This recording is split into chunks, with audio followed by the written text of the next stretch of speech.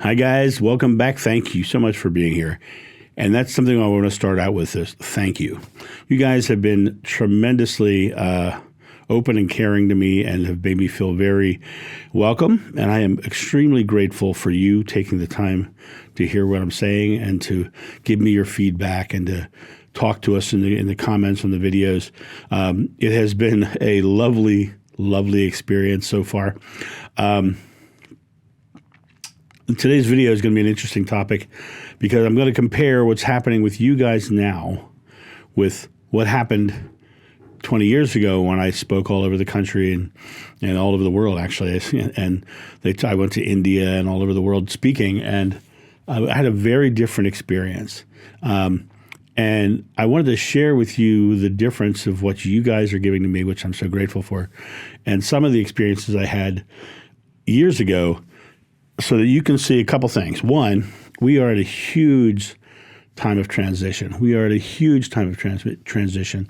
The world is getting so much more open to other thoughts and more available to love and compassion. So that to me is beautiful. Number two, I think a lot of the shift that's happening right now is the downfall of organized religion. And I think it's important that we have the downfall of organized religion because organized religion is where most of the damage in the world has happened. It's so destructive. It is so destructive to actually say our way is right and your way is wrong. And that creates, crusades and wars and persecutions and so many different things that are just horrible, when in reality it really comes down to the idea that we are all the same and that we're all trying to grasp what our connection to source, God, universe, yada yada is. And once you start saying this is the way it is, then you never have the opportunity to truly find out what it is, because you have to experience it all. And once an organized religion, by its very nature, is designed to create doctrines to follow, and straying from those doctrines creates issues. Gandhi once said, "I love your Jesus, I don't like your Christians." And it's a wonderful quote. It's a wonderful quote. And, Christianity did not happen until after Jeshua was gone. The first time the word Christianity was used was they were talking about, these new Christians. But during the time of Jeshua, they were Jewish people, and it was a different sect of Judaism. That's what it was. It was not Christianity. And that to me is one of the most important things. 20 years ago, when I was speaking all over the country, all over the world, I spoke in Canada, I spoke in India, I spoke all over the world. I spoke at Associations for Research and Enlightenment, the Edgar Cayce Foundations. Like I said, there was a book written about it, and I was all over the place. And I was constantly getting hate mail and letters of judging me for what I was saying, telling me I was going to hell, all those things. In all of the years of doing that work, I never got hate mail from anybody but Christians. Christians were the ones who spewed the most hate. Even when I put out something about the origins of the word hell, the ones who defend hell are Christians. When I talk, you'll notice on this channel I talk about Buddha, Krishna, Gandhi, Muhammad. I talk about all the different faiths and all of the different concepts of religion per se. But even most of those, some of those aren't considered religious. Buddhism isn't considered a religion; it's considered a method of thought. And so it comes down to a very unique thing. The ones who judge the most are the ones who have created very strict rules, and the reason they judge is because they want to be right. They want to be right, and everybody else has to be wrong. They say, that Socrates quote that I often quote is, when the debate is lost, slander becomes the tool of the loser. And the interesting thing is the ones who judge the most are the ones who have created these restrictive boundaries of what they're allowed to believe, So ask yourself the question, who says?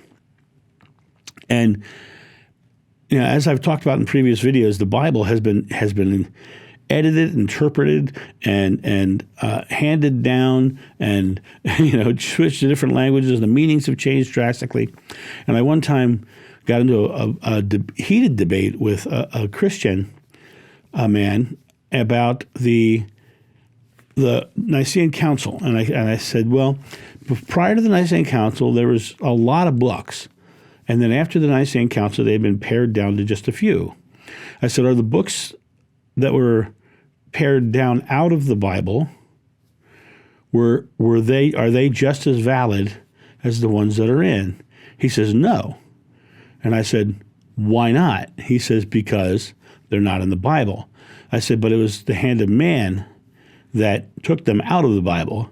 And he said, well, I have to believe, I want you to think of that statement, I have to believe that the hand of God was involved in the decision.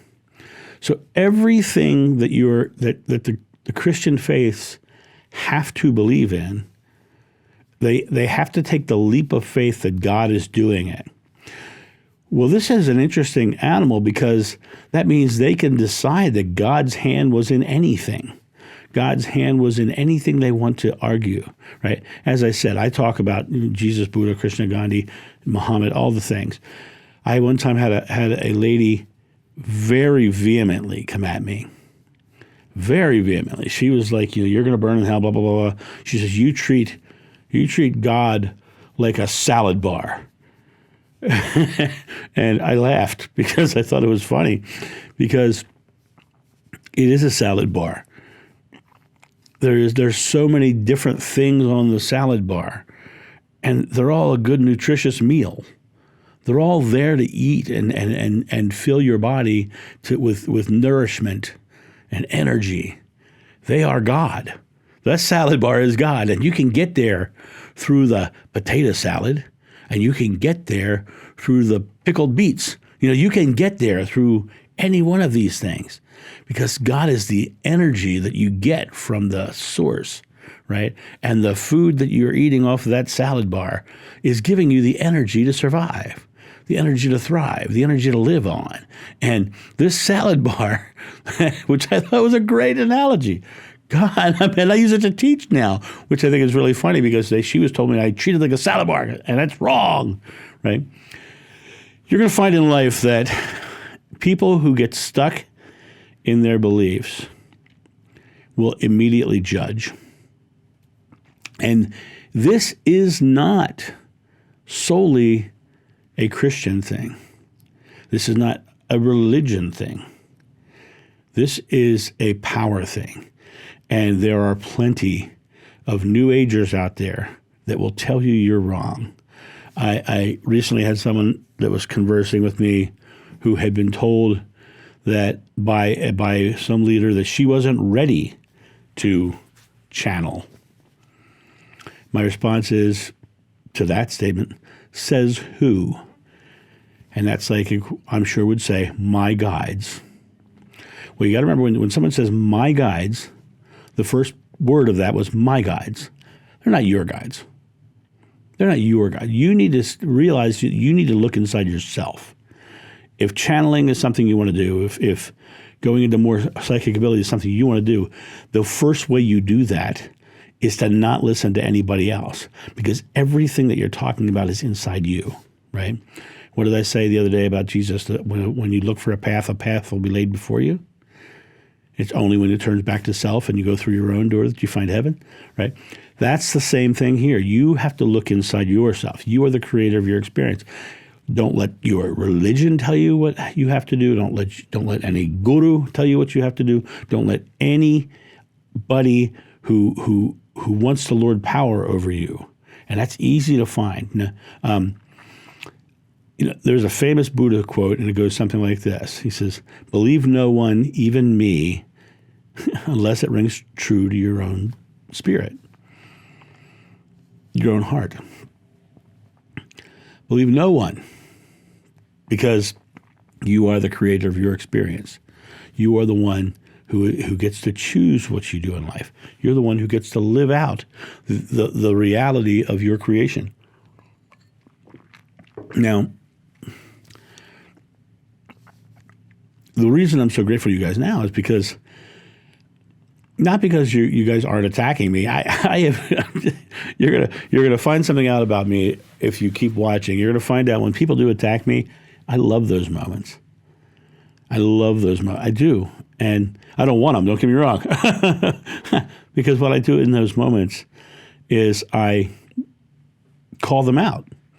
I call them out on what they're saying, what they're doing. I ask them who says who, and I call them out. I think that's a moment to make someone think. So when someone comes at me, I'll get into those conversations. No problem at all. I'm a snarky kind of guy when you get that way, but my only real, you guys have been so great to me and so wonderful to me. My only real goal is to return that favor by showing you how great you are, to showing you the power within you, to show you that you don't have to be limited by anybody or any school of thought. That's the key to all of this, is that the pathway to God is through your own door. The pathway to God is through your own door. You've got to step through your own door. You don't take anybody else's. You can listen to somebody. You can hear something. And if you hear truth in it and it rings true to your heart, then you take it. If it doesn't ring true to your heart, don't take it, right? I talk on this channel about lots of things. There are plenty of people who have said, "Well, I'm going to continue to do this," and I'm like, "Great, that's your path. That's spirituality is a personal journey. I don't have any right to say that anybody is wrong. I don't. No one does, unless they're doing something very harmful, because that's not love. And if that's not love, then that's not God. That's not God." So that's this morning's video. I'm going to try to keep them shorter. I did one the other day that was almost 30 minutes, and it was interesting because when I sat down, I had no idea what I was going to do. I just wanted to get some things off my chest, and it went 30 minutes, so I had a lot of things on my chest. So, guys, thank you again. This has been a wonderful new coming back to this work. I'm profoundly grateful to you all, and I really I also want to say I'm profoundly grateful for the support and assistance of Kim Carey. She has been tremendously good, and the person. I have a lot of people who I'm very grateful for. My sister has been very supportive through this. My friend Holly has been very supportive through this, and the one who has really pushed me, prodded me, and kind of loved me through this process was my co-host on Spirit Cafe, Tamara's owner, and I'm grateful for all of you in this journey of mine. I'm going to keep bringing the information out, and somebody said, she said, "I love watching your videos. It's like going to church." And I said, "Well, what we should do is which I think is very funny. I should start doing live streams on Sunday morning as an alternative," which I just think is funny. Anyway, that's just me blurting something out. You guys have a great day, and I'll talk to you soon. See ya. Bye.